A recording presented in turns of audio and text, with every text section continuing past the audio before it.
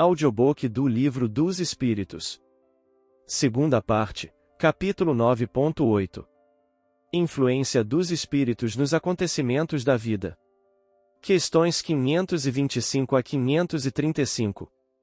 525. Exercem os Espíritos alguma influência nos acontecimentos da vida?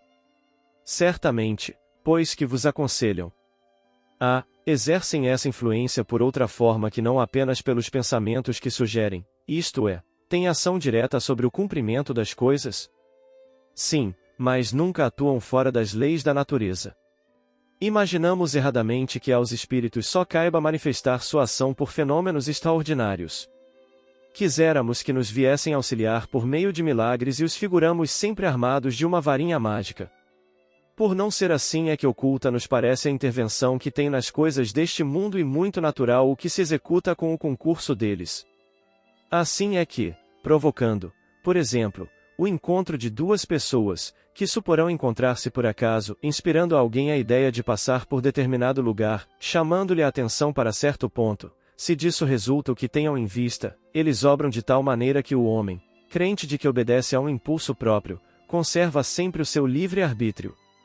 526. Tendo, como tem, ação sobre a matéria, podem os espíritos provocar certos efeitos, com o objetivo de que se dê um acontecimento. Por exemplo, um homem tem que morrer, sobe uma escada, a escada se quebra e ele morre da queda. Foram os espíritos que quebraram a escada, para que o destino daquele homem se cumprisse. É exato que os espíritos têm ação sobre a matéria, mas para cumprimento das leis da natureza, não para as derrogar, fazendo que, em dado momento, ocorra um sucesso inesperado e em contrário àquelas leis.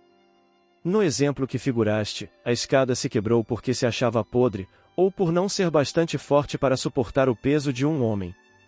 Se era destino daquele homem perecer de tal maneira, os espíritos lhe inspirariam a ideia de subir a escada em questão, que teria de quebrar-se com o seu peso, resultando-lhe daí a morte por um efeito natural e sem que para isso fosse mister a produção de um milagre. 527. Tomemos outro exemplo, em que não entre a matéria em seu estado natural. Um homem tem que morrer fulminado pelo raio. Refugia-se debaixo de uma árvore. Estala o raio e o mata. Poderá dar se tenham sido os espíritos que provocaram a produção do raio e que o dirigiram para o homem? Dá-se o mesmo que anteriormente. O raio caiu sobre aquela árvore em tal momento, porque estava nas leis da natureza que assim acontecesse. Não foi encaminhado para a árvore, por se achar debaixo dela o homem. A este, sim, foi inspirada a ideia de se abrigar debaixo de uma árvore sobre a qual cairia o raio, porquanto a árvore não deixaria de ser atingida, só por não lhe estar debaixo da fronde o homem. 528. No caso de uma pessoa mal intencionada disparar sobre outra um projetil que apenas lhe passe perto sem a atingir, poderá ter sucedido que um espírito bondoso haja desviado o projetil? Se o indivíduo alvejado não tem que perecer desse modo, o espírito bondoso lhe inspirará a ideia de se desviar, ou então poderá ofuscar o que impunha a arma, de sorte a fazê-lo apontar mal, porquanto, uma vez disparada a arma, o projetil segue a linha que tem de percorrer. 529. Que se deve pensar das balas encantadas, de que falam algumas lendas e que fatalmente atingem o alvo?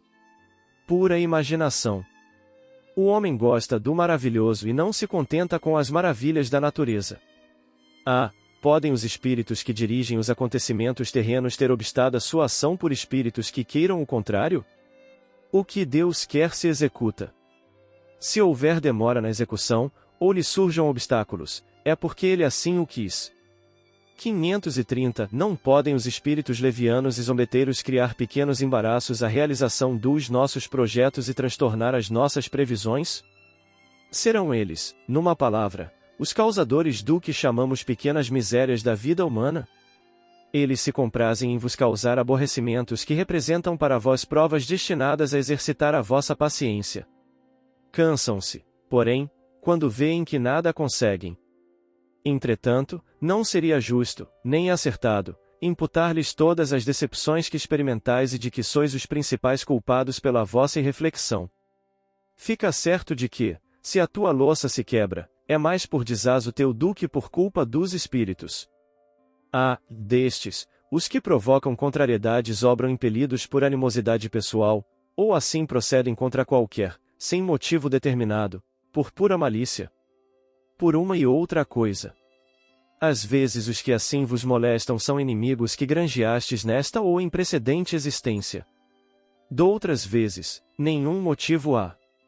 531. Extingue-se-lhes com a vida corpórea a malevolência dos seres que nos fizeram mal na terra? Muitas vezes reconhecem a injustiça com que procederam e o mal que causaram. Mas, também, não é raro que continuem a perseguir-vos, cheios de animosidade, se Deus o permitir, por ainda vos experimentar. Pode-se pôr termo a isso? Por que meio? Podeis. Orando por eles e lhes retribuindo o mal com o bem, acabarão compreendendo a injustiça do proceder deles.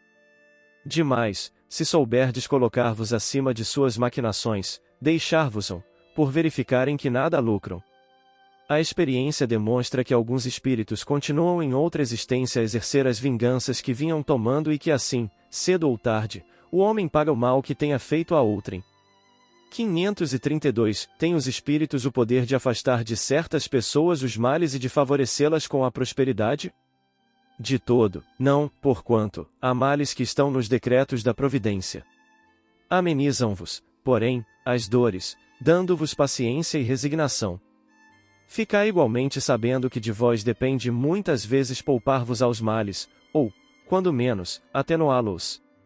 A inteligência, Deus vô-la outorgou para que dela vos sirvais e é principalmente por meio da vossa inteligência que os espíritos vos auxiliam, sugerindo-vos ideias propícias ao vosso bem. Mas, não assistem senão os que sabem assistir-se a si mesmos. Esse é o sentido destas palavras, e buscai e achareis, batei e se vos abrirá. Sabei ainda que nem sempre é um mal o que vos parece sê-lo. Frequentemente, do que considerais um mal sairá um bem muito maior. Quase nunca compreendeis isso, porque só atentais no momento presente ou na vossa própria pessoa. 533. Podem os espíritos fazer que obtenham riquezas os que lhes pedem que assim aconteça? Algumas vezes, como prova. Quase sempre, porém, recusam, como se recusa a criança a satisfação de um pedido inconsiderado. São os bons ou os maus espíritos que concedem esses favores? Uns e outros. Depende da intenção.